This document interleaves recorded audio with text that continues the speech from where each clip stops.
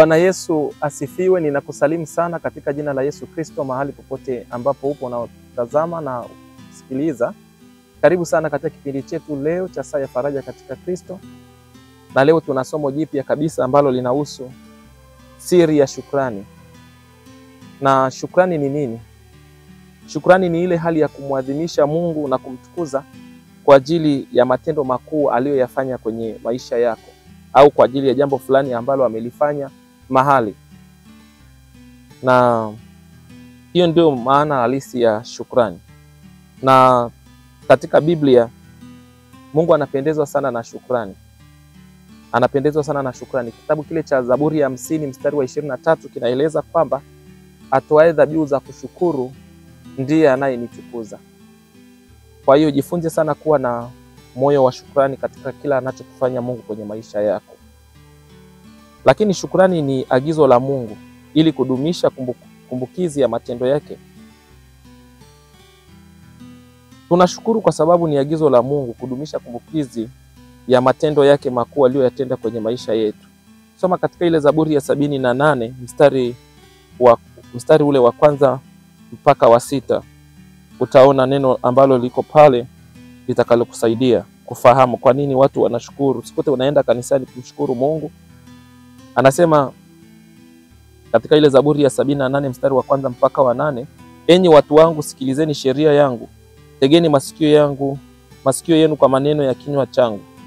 Nami nitafunua kinywa changu kwa mithali, niyatamke mafumbo ya kale, mambo tuliyosikia na kuyafahamu, ambao baba zetu walituambia.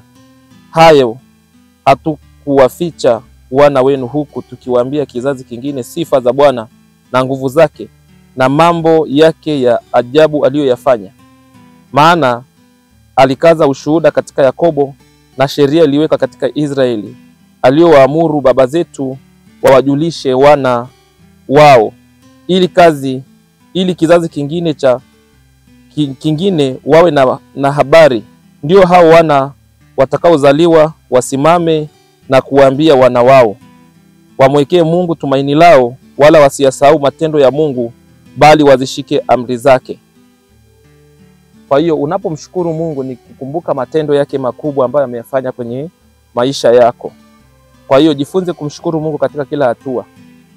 Na tukitambua kwamba amesema shukuruni kwa kila jambo, sio katika mema tu, hata katika mabaya tujifunze kuwa na moyo wa shukrani. Kile kitabu cha Wasalonike wa kwanza sura ya 5 ameeleza vizuri kuanzia ule mstari wa 23. Ameeleza vizuri kwamba shukuruni kwa kila jambo. Shukuruni kwa kila jambo, maana hayo yote ni mapenzi ya Mungu kwenu. Na kwenye kitabu cha Wasalonike wa kwanza sura ile ya 5 mstari ule wa 18 nasema shukuruni kwa kila jambo, maana hayo ni mapenzi ya Mungu kwenu katika Kristo Yesu. Kwa hiyo tunapomshukuru Mungu kuna mapenzi ya Mungu yanatendeka katika maisha yetu. Tujifunze kumshukuru Mungu, tuwe watu wa kushukuru, tuwe watu wa kulitukuza jina lake, tuwe watu wa kujua kabisa kwamba hapa nilipofika sio kwa akili zangu wala kwa nguvu zangu, ni kwa mkono wa Mungu. Kwa hiyo pia tunashukuru ili kutimiza agizo la Mungu. Hiyo ndio maana ya halisi ya pili.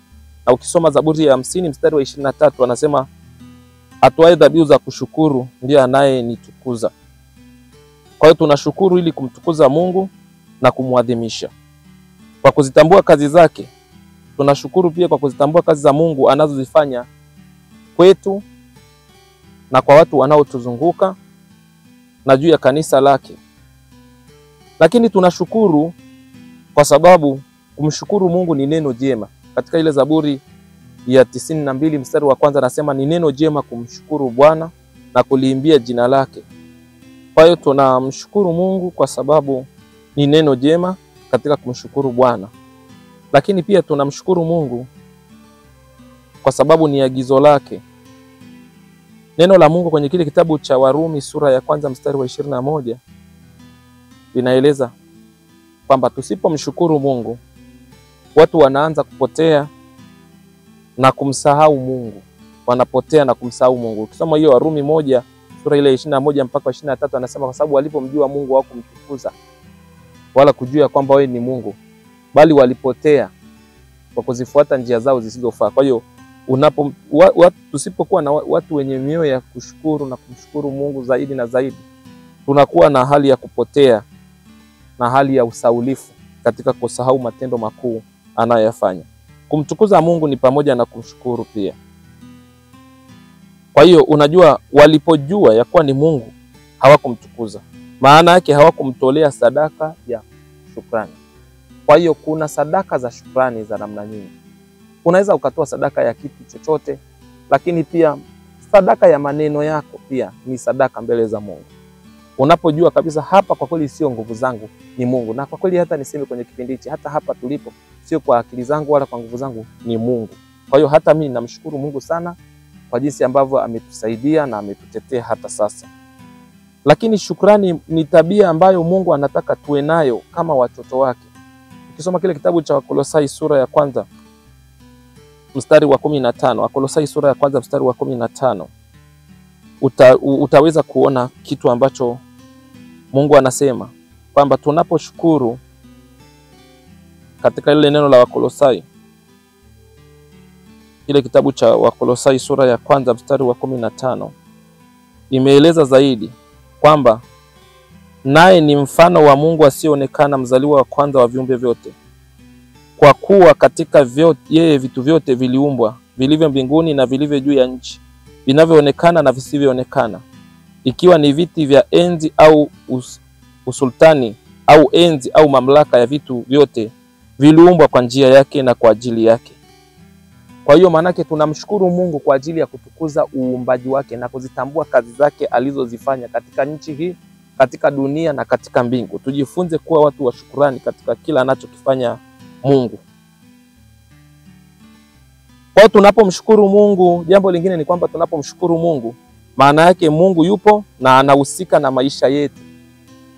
Katika kile kitabu cha Petro wa kwanza sura ya 7, tunamshukuru Mungu kwa sababu Mungu yupo na anahusika na maisha yetu. Kitabu kile cha Petro wa kwanza, waraka wa kwanza wa Petro wa kwanza 5 mstari ule wa 7, anaeleza kabisa, huku mkimtwika yeye fadhaa zenu zote, kwa maana yeye hujishughulisha sana kwa mambo yenu. Kwa hiyo maana yake kila tunapomshukuru Mungu, maana yake ni nini? Yeye anahusika na maisha yetu. Na ndio maana anasema yeye anajishughulisha sana na maisha yetu. Anajishughulisha sana kwa ajili ya mambo yetu, kwa ajili ya maisha yako. Na hata hapo ulipo, jifunze kuwa na roho ya kushukuru. Biblia inasema msijisumbue katika jambo lolote, bali katika kila jambo ni kusali, kuomba pamoja na kushukuru. Kwa hiyo kama umekwisha kusali na kuomba, usisahau kule mwisho pia kumshukuru Mungu na kumwadhimisha. Mshukuru Mungu, tenga siku ya kumshukuru Mungu. Tenga lisala kumshukuru Mungu kwa hata kufika mwaka huu, kufika muda kama huu. Tenga muda umshukuru Mungu kwa sababu sio akili zako. Kuna mambo mengi sana Mungu ameyafanya kwenye maisha yako na huwezi kuyaeleza, lakini kwa kweli hebu jaribu kusema tu, Mungu umekuwa mwema kwenye maisha yangu. Kwa hiyo tunaamini katika hii sehemu ya kwanza kuna kitu ambacho umejifunza juu ya kumshukuru Mungu. Ningependa tuombe na wewe kidogo, alafu tutakuletea sehemu ya pili baadaye ya umuhimu wa kumshukuru Mungu. Baba yetu na Mungu wetu wa mbinguni, tunakushukuru kwa ajili ya msikilizaji wetu ambaye alikuwa anatusikiliza na kututazama mahali popote alipo. Tunakushukuru kwa ajili ya ujumbe wa neno lako unaoshukuru ambao tumeuachilia. Tunaamini kuna mtu amejifunza mahali popote alipo na kuna namna amejengwa kidogo kuhusu kumjua Mungu katika kushukuru. Tunaamini kupitia maombi haya kuna watu watamshukuru Mungu kwa sababu kuna mahali walikuwa wanapita pagumu lakini umewavusha.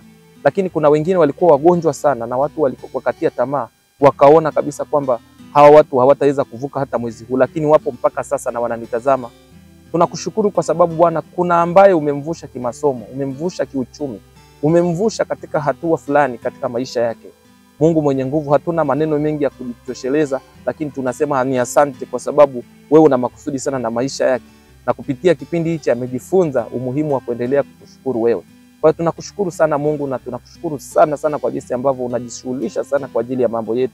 Na naamini katika kushukuru kuna majibu mengi yatatokea, na huyu anayenitazama akiendelea kukushukuru Baba, kuna kitu kitafanyika katika maisha yake. Yesu Kristo Mwokozi, tunakushukuru kwa upendo wako na kwa jinsi ambavyo umejitoa kwa ajili ya mwanadamu kumwokoa.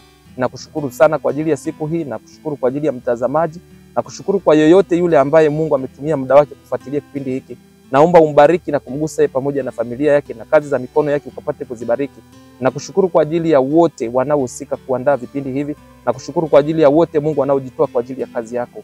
Naomba uwabariki na uwakumbuke, usiwaache. Amen. Basi unaweza kuwasiliana na sisi kupitia namba zinazopita kwenye skrini yako ya YouTube, lakini pia unaweza ukatuma mahitaji yako, tutaendelea kuyaombea kupitia namba zinazopita hapo kwenye kioo. Lakini pia unaweza kutuma sadaka yako kwa ajili ya kusababisha kipindi hichi kuendelea kuwafikia watu wengi, kwa sababu tunatoa gharama katika kutengeneza vipindi hiki, na Mungu hata kusahau, ataendelea kufanya kazi pamoja na wewe, maana Mungu anafanya kazi pamoja na wale wampendao katika kuwapa mema yote, ili awarithishe mali wale wanaompenda na kulishika neno lake.